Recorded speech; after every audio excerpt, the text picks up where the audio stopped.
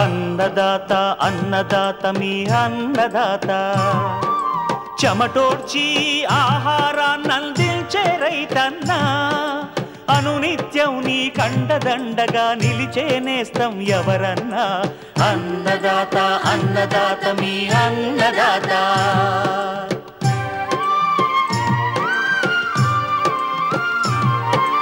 నూతన రీతుల సాగుబడికి నూరింతలు పెరిగే దిగుబడికి సూచనలిచ్చే సస్య రక్షణకు పశు పోషణకి శాస్త్ర విజ్ఞానం అందించి ముందుకు నడిపే తెలుగు రైతు భారతదేశానికి మకుటం అయ్యేలా తీర్చిదిద్దే ఆశయంతో మిమ్ము మేలు కొలిపేది అన్నదాత అన్నదాత అన్నదాత మీ అన్నదాత అన్నదాత అన్నదాత మీ అన్నదాత. అన్నదాత ప్రేక్షకులకు నమస్కారం. ఈనాటి ముఖ్యాంశాలు: అరటిని నష్టపరుస్తున్న సిగటోక ఆకుమచ్చ తెగులు నివారణకు చేపట్టాల్సిన చర్యలు, పంట దిగుబడిని పెంచే పొటాష్ పోషకం,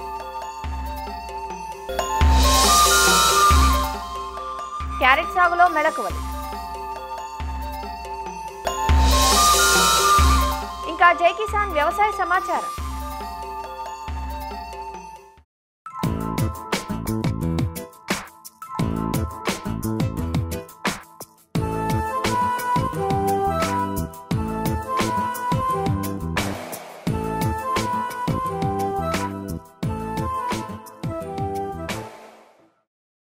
అరటిలో టిష్యూ కల్చర్ రకాలు అందుబాటులోకి వచ్చాక సాగులో తెగుళ్ల సమస్యను రైతులు చాలా వరకు అధిగమించగలిగారు.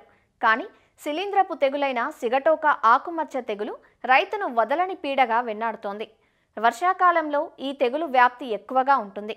సిగటోక తెగులు వల్ల అరటి గెల నాణ్యత, దిగుబడి గణనీయంగా తగ్గిపోతుంది. అరటి నాటిన దగ్గర నుంచి పంట చివరి దశ వరకు కనిపించే ఈ సిగటోక ఆకుమచ్చ తెగులు లక్షణాలు, నివారణకు చేపట్టాల్సిన సస్యరక్షణ చర్యల గురించి తెలియజేస్తున్నారు నంద్యాల ఉద్యాన శాఖ అధికారి హరీంద్ర. అరటిలో సిగటోక ఆకుమచ్చ తెగులు చూసుకున్నట్లయితే మనకు ఆగస్టు నుంచి నవంబర్ వరకు మనకి ఈ తెగులు ఉధృతి అనేది అరటిలో అన్ని దశలలో ఉంటుందండి. ఈ తెగులు యొక్క ముఖ్య కారణాలు చూసుకున్నట్లయితే పంట మార్పిడి చేయకుండా ఎప్పుడు మనం అరటి పంటను ఒకే పొలంలో వేసుకోవడము, తర్వాత మనం పంటలో మురుగునీటి వసతి లేకపోవడం, అలాగే పంటలో ఎక్కువ మనకి తేమ శాతం ఎక్కువ, పంట నీరు నిలువ ఉండడం ఒకటి, గాలిలో తేమ శాతం ఎక్కువ ఉండి ఉష్ణోగ్రతలు తక్కువ ఉన్నప్పుడు ఈ తెగులు ఎక్కువ వ్యాప్తి చెందడానికి అవకాశం ఉంటుందండి. అరటిలో సిగటోక తెగులు ఆకులపై వస్తుంది. ఈ తెగులుకు కారణం శిలీంధ్రం. ఈ తెగులు సోకిన ఆకుల పైభాగంలో లేత పసుపు రంగు మచ్చలు ఏర్పడి అన్ని మచ్చలు కలిసిపోయి గీతలుగా మారతాయి. మచ్చ మధ్యలో ముదురు గోధుమ రంగులో ఉండి చుట్టూ పసుపు రంగును కలిగి ఉంటాయి. ఆకుల అంచుల వెంబడి ఆకుల చివర్లలోనూ ఈ తెగులు స్పష్టంగా కనిపిస్తుంది. ఈ మచ్చలు కండె ఆకారంలో ఉండి మచ్చల మధ్య కణజాలం చనిపోవటం వల్ల తెల్లగా మారుతుంది. తీవ్రత ఎక్కువైనప్పుడు ఆకులు చివర్ల నుంచి ఎండిపోతాయి. సుడిలో 2-3 ఆకులు తప్ప మిగతా అన్ని ఆకులు ఎండిపోతాయి. అరటిలో సిగటోక ఆకుమచ్చ తెగులు నివారణకి 2.5 గ్రాములు మ్యాంకోజెబ్ అనే మందును కానీ, లేదంటే 2 గ్రాములు క్లోరోథాలనిల్ అనే మందును కానివ్వండి, లేదంటే 1 గ్రాము కార్బండిజం అనే మందును కానివ్వండి, ప్రొపికనజోల్ 1 మిల్లీలీటర్, లేదంటే అజాక్సిస్ట్రోబిన్ డైఫెన్కనజోల్ 1 మిల్లీలీటర్ కానివ్వండి, లేదంటే టెబుకనజోల్ ట్రైఫ్లాక్సిస్ట్రోబిన్ 1 ml లీటర్ నీటికి కలుపుకొనేసి దీనికి మనము లీటర్ నీటికి తెగులు మందుతో పాటు 0.5 ml మనము ఈ జిగురు మందును కలుపుకొని స్ప్రే చేసుకోవచ్చు. మందులోని 15 రోజులకు ఒకసారి మారుస్తూ పిచికారీ చేసుకోవాలి. అప్పుడే మనము తెగులను నివారించుకోవచ్చు. స్ప్రే చేసిన తర్వాత ఆకులన్నీ తడిసేటట్టు స్ప్రే చేసుకోవాలి. ఏవైతే మనకు తెగులు ఎక్కువ ఆశించిన ఆకులు ఉన్నాయో వాటన్నింటిని కూడా కోసివేసి దూరంగా మనం తీసుకెళ్ళి కాల్చివేయాలి. తద్వారా మనము తెగులను మరింత ఉధృతి కాకుండా తగ్గించుకునేదానికి అవకాశం ఉంది.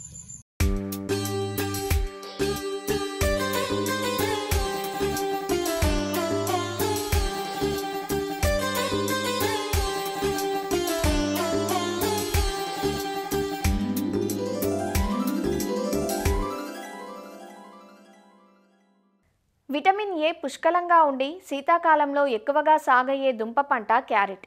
కూరగాను సలాడ్లలోనూ క్యారెట్ వినియోగం ఎక్కువగా ఉంది.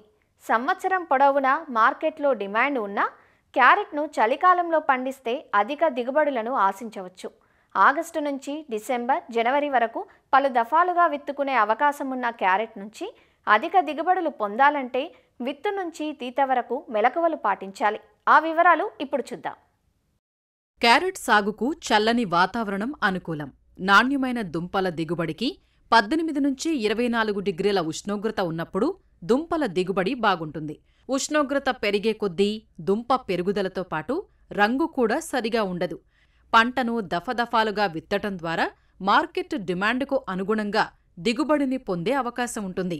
క్యారెట్ సాగుకు ఎంచుకున్న పొలాన్ని 1-2 సార్లు బాగా దున్నుకోవాలి. తర్వాత 10 నుంచి 15 టన్నుల పశువుల ఎరువు వేసి కలియదున్నాలి. దీనితో పాటు ఎకరానికి 16 కిలోల భాస్వరాన్ని ఇచ్చే సూపర్ ఫాస్ఫేట్ ఎరువును మొదటి దుక్కిలో వేసుకోవాలి. క్యారెట్ సాగుకు నాన్-10, చాన్-10 అనే రకాలున్నాయి. అలానే ఈ మధ్యకాలంలో పూసా యమదగ్ని, పూసా కేసర్ వంటి హైబ్రిడ్ రకాలు అందుబాటులోకొచ్చి మేలైన దిగుబడులను అందిస్తున్నాయి. ఎకరా క్యారెట్ సాగుకు 2 కిలోల విత్తనం సరిపోతుంది. విత్తే ముందు బోదెకు మధ్య 60 నుంచి 65 సెంటీమీటర్లు, అలానే బోదెకు రెండు వైపులా సాలుకు మధ్య 30 సెంటీమీటర్లు ఉండే విధంగా చూసుకుని విత్తనాన్ని నాటుకోవాలి. కలుపు నివారణకు విత్తనం నాటిన 48 గంటల్లోపు నేలలో సరిపడా తేమ ఉన్న సమయంలో ఎకరానికి 1.25 లీటర్ల పెండిమిథాలిన్ మందును నేల తడిచేలా పిచికారీ చెయ్యాలి. పంట మొలిచిన తర్వాత కలుపు వస్తే 15 నుంచి 20 రోజుల మధ్యలో ఎకరానికి 300 గ్రాములు మెట్రిబుజిన్ మందును 200 లీటర్ల నీటికి కలిపి పిచికారీ చేస్తే క్యారెట్ పంటకు ఎలాంటి నష్టం లేకుండా కలుపును నివారించుకోవచ్చు. క్యారెట్ను విత్తిన 10 నుంచి 15 రోజుల తర్వాత థిన్నింగ్ చేసుకోవాలి. మొక్కకి మధ్య 5 నుంచి 10 సెంటీమీటర్లు ఉండేలా కుదురుకు ఒక మొక్క చొప్పున ఉంచి ఒత్తుగా ఉన్న మొక్కలను పలుచన చెయ్యాలి. ఇలా చేయటం వల్ల దుంప ఊరుదల బాగుంటుంది. ఎకరానికి 20 కిలోల నత్రజని, 20 కిలోల పొటాష్నిచ్చే ఎరువులను 3 దఫాలుగా నాటిన 20 నుంచి 30 రోజులకు మొదటిసారి, 45 రోజులకు రెండవసారి, 60 రోజులకు మూడవసారి వేసుకోవాలి. నీటి యాజమాన్యం ఈ పంటకు కీలకం. నేలను బట్టి, వాతావరణ పరిస్థితులను బట్టి 7 నుంచి 10 రోజుల వ్యవధిలో తడులందించాలి. నీరు ఎక్కువైతే దుంపకుళ్ళు ఆశించే ప్రమాదం ఉంటుంది. అందువల్ల తడులను అవసరాన్ని బట్టి అందించాలి. ఈ మధ్యకాలంలో చాలామంది రైతులు పారకం పద్ధతిని వదిలి సూక్ష్మసేద్య పద్ధతులను ఆచరిస్తున్నారు. దీంతో నీటి వృధా తగ్గుతుంది. క్యారెట్ పంటకు ప్రధాన నష్టం కలిగించేది దుంపకుళ్ళు. దుంపకుళ్ళు రస్ట్ ఫ్లై అనే ఈగ కారణంగా ఆశిస్తుంది. తల్లి పురుగులు భూమి మీద గ్రుడ్లు పెడతాయి. గ్రుడ్ల నుంచి వచ్చిన పిల్ల పురుగులు దుంప పెరిగే దశలో కాండం తొలుచుకుని దుంపలోకి ప్రవేశించి రంధ్రాలు చేస్తాయి. పైనుంచి పంటను గమనిస్తే ముదురాకులు వడలిపోవటం, క్రొత్తగా వచ్చే ఆకులు తెలుపు రంగులో ఉండి వడలిపోయి ఉండడం కనిపిస్తుంది. ఈ లక్షణాలను గమనించినప్పుడు దుంపలను పీకి చూసినట్లయితే అవి కుళ్ళిపోయి కనిపిస్తాయి. నివారణకు లీటరు నీటికి 2 మిల్లీలీటర్ల మలాథియాన్ కలిపి పిచికారీ చెయ్యాలి. క్యారెట్ విత్తిన 90 నుంచి 100 రోజులకు పంట కోతకు వస్తుంది. దుంప త్రవ్వకం ఆలస్యమయ్యే కొద్దీ పీచు ఎక్కువై నాణ్యత తగ్గిపోతుంది. కోత చేసే ముందు పంటకు తడిచ్చి మొక్కలను పీకాలి. దుంపలను నీళ్లల్లో కడిగి ఆరబెట్టి మార్కెట్టు చేసుకోవాలి. అన్ని యాజమాన్య పద్ధతులు పాటిస్తే ఎకరాకు 8 నుంచి 12 టన్నుల వరకు దిగుబడిని పొందవచ్చు.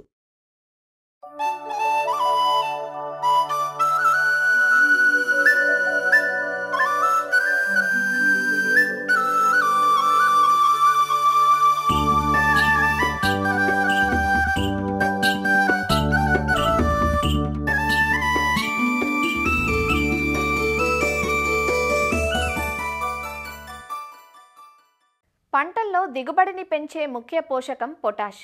నిజానికి మన దేశంలో నత్రజని ఎరువులను అవసరమైన దానికన్నా ఎక్కువగా వాడుతున్నారు గాని పొటాష్ను మాత్రం అశ్రద్ధ చేస్తున్నారు. దిగుబడిని పెంచటమే కాకుండా పొటాష్ వల్ల చాలా ఉపయోగాలున్నాయి. కూరగాయలు, పండ్లలో రంగు, రుచి దేనివల్ల పెరుగుతుందో తెలుసా? అది పొటాష్ వల్లే. పండ్లలో తీయదనం, నిల్వగుణం పెంచాలంటే పొటాష్ పోషకం అవసరం. అలానే గింజ ధాన్యాల్లో గింజ గట్టిపడటానికి పొటాష్ కావాలి. ఇంకా చాలా ఉపయోగాలున్న పొటాష్ను ఎలా వాడుకోవాలో, సూటి ఎరువుగానే కాక ఆకులపై పిచికారీ రూపంలో ఎలా వాడుకోవచ్చో, పొటాష్ ప్రాధాన్యమేమిటో ప్రొఫెసర్ జయశంకర్ తెలంగాణ రాష్ట్ర వ్యవసాయ విశ్వవిద్యాలయం రాజేంద్రనగర్లోని అగ్రానమీ విభాగం సహాయ శాస్త్రవేత్త డాక్టర్ సతీష్ నుంచి తెలుసుకుందాం. ఇప్పుడు మనకు మార్కెట్లో ప్రధానంగా 2 రకాల పొటాష్లు ఉంటాయి. ఒకటి మ్యూరేట్ ఆఫ్ పొటాష్ మరియు sulphate of potash. Muriate of potash దాదాపు అందులో 60% వరకు పొటాష్ ఉంటుంది. ఇది అన్ని పంటలకు సమర్థవంతంగా వినియోగించవచ్చు. కానీ కొన్ని పంటలు ఉంటాయి, ఉదాహరణకు పొగాకు కావచ్చు, బంగాళదుంప కావచ్చు, లేకుంటే నిమ్మ మరియు ద్రాక్ష, ఇట్లాంటి పంటలలో ఇది వినియోగించడానికి రాదు. దీనికి అనుగుణంగానే ఈ పైర్లకు వాడుకోవాలంటే సల్ఫేట్ ఆఫ్ పొటాష్ రూపంలో మనం వాడుకోనికి ఎంతైనా అవకాశం ఉంది. సల్ఫేట్ ఆఫ్ పొటాష్లో 50% వరకు పొటాష్ ఉంటుంది. ఇదే కాకుండా ఈ సల్ఫేట్ ఆఫ్ పొటాష్లో గంధకం అనే ఒక మూలకం ఉంటుంది. ఎక్కడైతే నేలల్లో తక్కువ గంధకం శాతం ఉన్నదో అక్కడ ఇట్లాంటి సల్ఫేట్ ఆఫ్ పొటాష్ ఎరువును మనం వాడుకోవచ్చు. మార్కెట్లో ఇవి కాకుండా కూడా ద్రవ రూపంలో కూడా దొరుకుతుంటాయి. మనకు ఈ పొటాష్ మూలకము వేరే మనకు సేంద్రియ ఎరువుల్లో చూసుకున్నట్లయితే పశువుల ఎరువులో 0.5 నుంచి 0.6 వరకు ఉంటుంది. వేప పిండిలో 1.3% ఉంటుంది. తర్వాత ఆముదం పిండిలో కూడా 1.4% ఉంటుంది. కానీ కొబ్బరి చెక్కలో మాత్రం 1.8% వరకు ఉంటుంది. ఈ నల్లరేగడి భూములు అయితేనేమి, చెల్కా నేలలు అయితేమి ఏ విధంగా ఎరువును వినియోగించుకోవచ్చు అంటే, చెల్కా నేలలో 2-3 దఫాల్లో వినియోగించుకోవచ్చు. అదే నల్లరేగడి భూముల్లో మనము 2 దఫాల్లో విత్తనం వేసుకునేటప్పుడు ఒకసారి, తర్వాత పైపాటుగా వేసుకునే అవకాశం ఉంది. అదే మనం పత్తి చేను చూసుకున్నట్లయితే విత్తనం వేసేటప్పుడు, తర్వాత మొక్క ఎదిగిన 30, 60, 90 రోజులప్పుడు కూడా పైపాటుగా మనము ఈ పొటాష్ ఎరువును వేసుకుంటే ఎంతో శ్రేయస్కరం. అయితే ఈ పొటాష్ ఎరువు యొక్క ప్రయోజనాలు ఏముంటాయంటే, ప్రధానంగా మనం వరి చేయవచ్చు, లేకపోతే మొక్కజొన్న కావచ్చు, లేకపోతే చెరుకు కావచ్చు, వీటన్నిటిలో కాండం గట్టిపడే దశ వచ్చే అవకాశం ఉంటుంది. ఈ కాండం గట్టిగా ఏర్పడినప్పుడు మొక్కలు గాలికి కానీ లేకపోతే అధిక వర్షాలకు కూడా కింది పడకుండా ఉండే అవకాశం ఉంటుంది. తర్వాత మనకు ఈ పొటాష్ ఎరువులో ఎక్కువ శాతం నీటి ఎద్దడిని తట్టుకునే గుణాన్ని మన పంటలకు అందిస్తుంటుంది. ఈ పొటాష్ ఎరువు వినియోగం వల్ల ఈ ధాన్య పంటల్లో గింజలు గట్టిగా ఉండేసి, అంటే నిండుగా చేరి గట్టిగా వచ్చే అవకాశం ఉంటుంది. అదే కాకుండా పిలకలు పెరిగే అవకాశం ఎక్కువ ఉంటుంది. ముఖ్యంగా ఈ ధాన్య పంటల్లో, అంటే సజ్జ కావచ్చు, చిరుధాన్యాలు కావచ్చు, ఇట్లాంటి వాటిల్లో బాగా అవకాశం ఉంటుంది ఈ పొటాష్ ఎరువు వేయడం వల్ల. ఈ చీడపీడలను తట్టుకుని నిలబడే శక్తి దీంట్లో ఎక్కువ ఉంటుంది ఈ పొటాషియం ఎరువు వాడకంలో. అంతేకాకుండా మనము చౌడు నేలల్లో కనుక ఈ పొటాష్ ఎరువును విరివిగా ఉపయోగించుకున్నప్పుడు ఇనుపధాతు లోపం ఏదైతే ఉంటుందో అది పొటాషియం ఎరువు చేయబట్టి మంచిగా ఈ ఇనుపధాతు లోపం లేకుండా చూసుకునే అవకాశం ఉంది. దీనికి తోడు మనము ఇంకా వేరే ఇతరత్ర పంటలు కనుక చూసుకున్నట్లయితే, ప్రధానంగా ఈ దుంప సంబంధించినటువంటి పంటలు, క్యారెట్ కావచ్చు, లేదా బీట్రూట్ కావచ్చు, లేకపోతే బంగాళదుంప కావచ్చు, ఇట్లాంటివన్నీ కూడా వాటి యొక్క పరిమాణం పెరుగుతుంది ఈ పొటాషియం వాడడం వల్ల. ఇదే కాకుండా ఈ యొక్క కూరగాయ సాగుల్లో మనము ఈ టమాటా కనుక చూసుకున్నట్లయితే ఎక్కువ శాతము నాణ్యత గల నిల్వ సామర్థ్యం పెంచే అవకాశం ఈ పొటాషియం ద్వారా మనకు సమకూరుతుంది. వరిలో ప్రతి సంవత్సరం మనము సూటి ఎరువులతో ఎంతో మనము వాడుకుంటుంటాము. అయితే ఈ వరిలో కనుక మనము ఒకవేళ పొటాష్ ఎరువును కనుక వినియోగించుకోలేని పరిస్థితుల్లో ఏమవుతుందంటే, ఈ ఆకు కింది భాగంలో ఉన్న ఆకులు ఏవైతే 4-5 వరుసలలో ఉన్న ఆకులు ఎరుపు రంగుగా మారుతాయి. చివరి ఆకు కొనల చివరిలో భాగం ఎరుపు రంగులో మారి అది క్రమేణా ఆకు మధ్య భాగంకు చేరి ఆకులు వడిలిపోయే అవకాశం ఉంటుంది.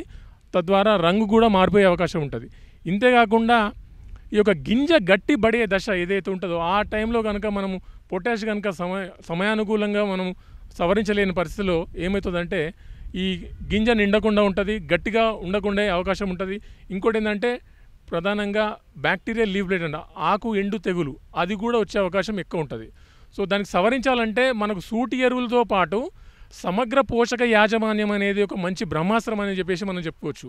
దాంట్లో ఏంటంటే పశువుల ఎరువు, 10 టన్నులు వేసుకుంటే ప్రతి సంవత్సరం ఆఖరి దిక్కులో అంటే నాటు పెట్టే టైంలో వేసుకొని చివికిపోయిన ఎరువులు వేసుకోవడము, దుబ్బు కట్టే దశ మరియు అంకురం నుంచి గింజ పాలు పోసుకునే దశ అయితే మనం గుర్తించి దాని టైంలో మనం ఈ పొటాషియం కనుక పైపాటుగా వేసుకున్నట్లయితే తప్పకుండా మనం ఈ పొటాషియం సవరించే వారం అవుతాము. మంచి దిగుబడిని వచ్చే అవకాశం ఎంతైనా ఉంది.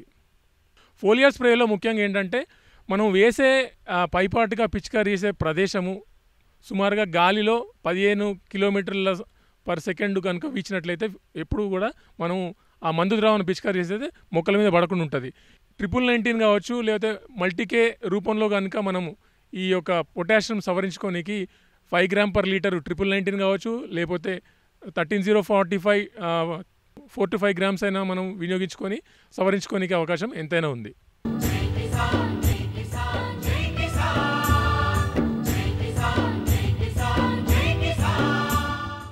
వ్యవసాయ సమాచారం ఇప్పుడు జై కిసాన్లో చూద్దాం.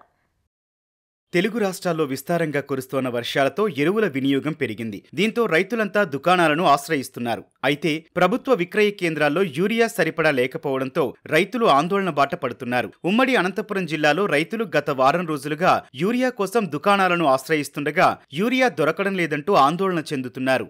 3 రోజుల నుంచి ఇక్కడే వచ్చి ఇటు వచ్చి పదన వస్తున్నాము, సాయంత్రం వరకు పోతాయినా కూడా ఈలేదు, రాలేదు.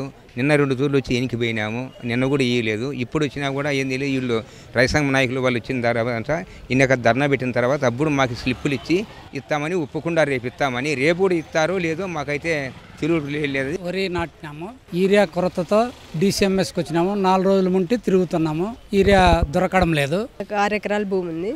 యూరియా కోసం 2 డేస్ తిరుగుతాను. నిన్న మొన్న వచ్చిన ఫీవర్ వచ్చినా కూడా అట్లే ఉన్నాను. ఇప్పుడు ఇస్తామన్నారు, ఎప్పుడు ఇస్తారో తెలియదు. ఒక 5 ఎకరా మొక్కజొన్న పెట్టినాము. దానికి యూరియా పొటాసు 2 కాబడతాయి. దొరక్క పంట దిగుబడి తక్కువ అవుతుందేమని చాలా ఇబ్బందిగా ఉంది. బయట ఎక్కడ దొరకలేదు. ఇక్కడ వస్తే ఇక్కడ ఒక 10 మూటలు మందు ఎత్తుకుంటే ఇస్తారు, లేకుంటే లేదు. మాకు మందు అవసరం లేదు మొక్కజొన్నకు. రాబట్టి 10 రోజులు అవుతుంది, ఎక్కడ దొరకలే. జిల్లాలో హెచ్ఎల్సీ కాలువ కింద సాగు చేస్తోన్న వరి, మొక్కజొన్న, మిరప పంటల్లో పైపాటు ఎరువుల కోసం ఎరువుల దుకాణాలు, సహకార సంఘాల చుట్టూ తిరుగుతూ నానా తంటాలు పడుతున్నారు. అయితే అధికారులు మాత్రం తమ జిల్లాలో సరిపడా నిల్వలున్నాయని చెప్పడంతో రైతులు తీవ్ర ఆగ్రహానికి గురవుతున్నారు. నిన్న వచ్చి ఎన్నికి పోయినాం సార్, 2 సార్లు వచ్చి పోయినాం. నిన్నైతే ఇచ్చినారు, కొంతమందికి లేదు. నుంచి యూరియా కోసమే ఉన్నాం సార్, అసలు దొరకలేదు మాకు. అప్పుడు 3 డేస్ 4 డేస్ నుంచి వస్తానే ఉన్నాము. మాది 6 ఎకరాల పొలం ఉంది. 2 ఎకరాలు బెండ పెట్టినాను. బెండ కోసం తిరుగుతున్నాయి, ఎక్కడ దొరకలేదు సార్ యూరియా. 4 ఎకరాలు మన్ని నాటుకున్నాము. యూరియా కోసం మేము 4 రోజులు వచ్చేది వెనక్కి వేది ఇట్లా చేస్తున్నారు. మాకు ఎట్లా దయచేసి యూరియా పంపించారు సార్. మాకు 2-3 రోజులు అయ్యా యూరియా తిరుగుతున్నాము. నిన్న సాయంత్రం తమ్మే వేసుకున్నారు, 23 బ్యాగులు ఉన్నాయన్నారు. ఈలే అది పొద్దున ఆటోకును వచ్చి కార్లో ఎత్తిచ్చినారు. మళ్ళీ ఇక్కడ వచ్చినాము. ఇక్కడ ప్రైవేట్ వాళ్ళు ఏదో ఉంది అని మంచిగా 2 బ్యాగులు ఇస్తున్నారు. ప్రైవేట్ దాంట్లో ఇస్తున్నారు, గవర్నమెంట్ దాంట్లో అయితే ఈలే. అనంతపురం జిల్లాలో గత వారం రోజులుగా సమృద్ధిగా వర్షాలు కురుస్తున్నాయి. జిల్లా రైతాంగం సంబంధించిన వర్షాలు రావడంతో సంతోషంగా పంటలు సాగు చేయడానికి సిద్ధమైనటువంటి పరిస్థితి. రైతులకు సంబంధించి వరి వేసుకున్నటువంటి రైతులు ఇప్పుడు యూరియా వేయడం చాలా ప్రధానం. యూరియా వేస్తే దిగుబడి వచ్చేటువంటి అవకాశం ఉంటుంది. యూరియా కోసం రైతులు జిల్లా కేంద్రంలో ఉన్నటువంటి DCMS దగ్గరకు వస్తే స్టాక్ లేదని చెప్పడం వల్ల నిన్న ఈరోజు రైతులు ఎల్లు తిరుగుతున్నటువంటి పరిస్థితి. ఈరోజు ఆందోళన చేస్తే రేపు స్టాక్ తెప్పించి రైతులకు సరఫరా చేస్తామని చెప్తున్నారు. నిన్న జిల్లా కలెక్టర్ గారు, వ్యవసాయ అధికారులు రివ్యూ మీటింగ్ జరిపి జిల్లాలో సంబంధించిన యూరియా రైతులకు అందుబాటులో ఉంది. రైతులకు ఇప్పటికే 3519 టన్నులకు సంబంధించిన యూరియా అందుబాటులో ఉందని చెప్పారు. మళ్ళీ ఈరోజు ఈ జిల్లా కేంద్రంలో ఉన్నటువంటి యూరియా లేదని చెప్పేసి DCMS అధికారులకు సంబంధించి చెప్తున్న పరిస్థితి. రైతుల డిమాండ్కు అనుగుణంగా సరఫరా చేయలేకపోతున్నామని జిల్లాలోని DCMS అధికారులు చెబుతున్నారు. ఇప్పటికే అవసరమైన యూరియా కోసం ఇండెంట్ పెట్టామని, స్టాకు రాకపోవడంతో సరఫరా జరగడం లేదంటూ చెబుతున్నారు. ఈ మంత్లో యూరియా ఇంతవరకు రాలేదు. ఆగస్టు నెలలో ఫస్ట్ టైం యూరియా వచ్చింది. ఇప్పుడు 280 బ్యాగ్స్ మాత్రమే వచ్చింది. 280 బ్యాగ్స్ కూడా ఒక్కొక్క రైతుకి 2 బ్యాగులను ప్లస్ ఒక నానో యూరియా ప్రకారం బిల్ వేసి ఇచ్చినాం సార్. 140 మెంబర్స్కి అవుతుంది అది. అంతే సార్. మేము అప్పుడే డిపార్ట్మెంట్లు కూడా చెప్పినాము. కనీసం అంటే ఒక 3 లారీలన్నా సప్లై చేస్తే 1 డే అయినా సప్లై కొద్దిగా తగ్గిపోతుంది మనుషులు. 140 మెంబర్స్ రాల్సింది 500 మెంబర్స్ దగ్గర నిన్న రైతులు వచ్చినారు సార్. మేము సప్లై చేయలేకపోయినాం. ప్రైవేట్ దాంట్లో స్టాక్ ఉంది, వాళ్ళు రేట్ ఎక్కువగా ఇస్తారని మాకు సమాచారం సార్. వాళ్ళు లింక్ పెడతారు, యూరియా ఒకటి ఇచ్చే కాదు, మా దగ్గర వేరే స్టాక్ తీసుకోవాలని లింకు మాకు సమాచారం ఇస్తాను సార్. పంటలకు సకాలంలో ఎరువులు అందించకపోతే దిగుబడులు తగ్గే ప్రమాదం ఉన్నందున వీలైనంత త్వరగా యూరియా అందించే ఏర్పాట్లు చేయాలంటూ రైతులు కోరుతున్నారు. ఆంధ్రప్రదేశ్లోని నెల్లూరు జిల్లాలో ఎడగారు సీజన్కు సంబంధించి ధాన్యం కోతలు ప్రారంభమయ్యాయి. ఈ సీజన్లో జిల్లాలో 2 లక్షల ఎకరాల్లో రైతులు వరి సాగు చేపట్టడం జరిగిందని, 5 లక్షల మెట్రిక్ టన్నుల ధాన్యం దిగుబడి వస్తుందని వ్యవసాయ శాఖ అంచనా వేసింది. దీనికి అనుగుణంగా 125 ధాన్యం కొనుగోలు కేంద్రాలను ఏర్పాటు చేయనున్నట్లు పౌర సరఫరాల సంస్థ మేనేజర్ అర్జున్ రావు తెలిపారు. వరి కోతలు ఎక్కడ ముందు జరుగుతాయో ఆ ప్రాంతంలో కేంద్రాలు ఏర్పాటు చేసి రైతుల వద్ద నుంచి ధాన్యం కొనుగోలు చేయడం జరుగుతుందన్నారు. ఈ సమాచారాన్ని ఉన్నతాధికారుల దృష్టికి తీసుకెళ్లామని, వారి నుంచి అనుమతులు వచ్చిన వెంటనే కొనుగోలు కేంద్రాలు ప్రారంభిస్తామని ఆయన తెలిపారు. నెల్లూరుకి సంబంధించి ఎడగారు సీజన్ అనేది మనకి ఆగస్టు 15 నుంచి సెప్టెంబరు మరియు అక్టోబర్ వరకు మనకి ధాన్యం సేకరణ అనేది ఉంటుంది. సో దీనికి సంబంధించి మనం ధాన్యం సేకరణ చేయటం కోసం అని చెప్పేసి మనం ఒక ప్రణాళిక తయారు చేయడం జరిగింది. ఒక 125 కొనుగోలు కేంద్రాలు ప్రాథమికంగా గుర్తించడం జరిగింది.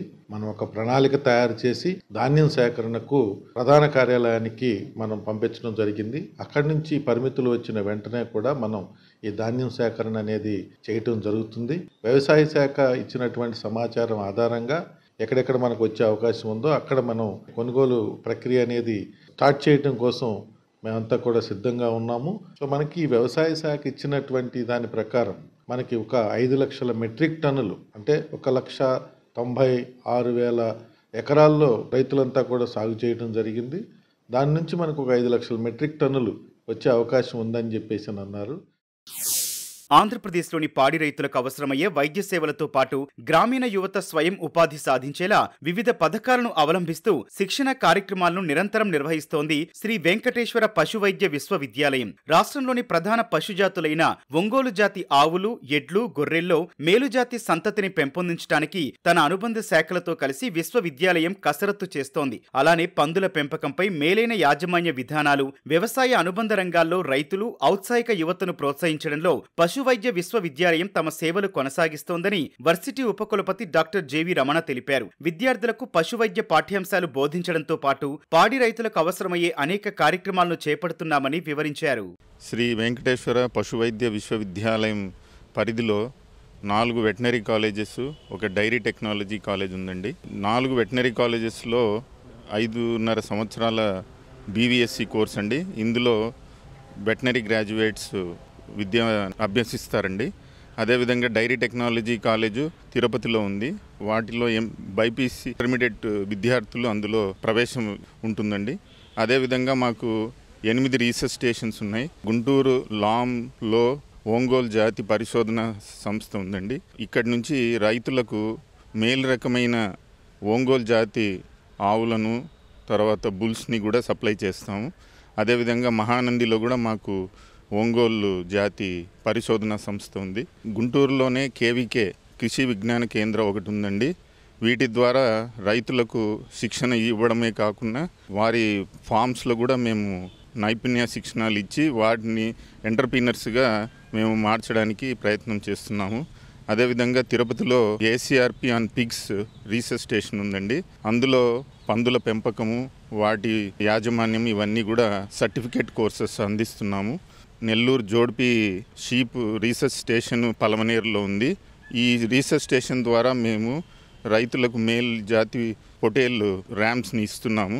అదేవిధంగా సిద్ధరామాపురంలో నెల్లూరు బ్రౌన్ జాతి షీప్ స్టేషన్ ఉంది. విజయనగరం డిస్టిక్లో గరివిడి షీప్ రీసెర్చ్ స్టేషన్ ఉంది. వీటినన్నిటితో పాటు మనకు సిసివిసి అని కంటిన్యూస్ ఎడ్యుకేషన్ ట్రైనింగ్ సెంటర్ అని మనకు తిరుపతిలో ఉంది. వీటి ద్వారా మనం రైతులకు కానీ తర్వాత వివిధ రకమైన ఎంటర్ప్రీనర్స్కి మనం శిక్షణ కార్యక్రమాలు నిర్వహిస్తున్నాము. ఉపయోగించుకొని వారు కూడా ఎంటర్ప్రీనర్స్గా మారాలని కోరుకుంటున్నాను. మరిన్ని విభిన్న అంశాలతో రేపటి అన్నదాతలో మళ్ళీ కలుసుకుందాం. నమస్కారం.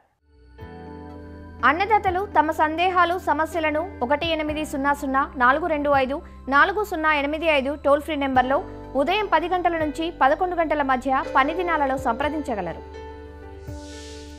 ఈ కార్యక్రమాన్ని యూట్యూబ్లో www.youtube.com/annadaata ETV లింక్ ద్వారా వీక్షించవచ్చు.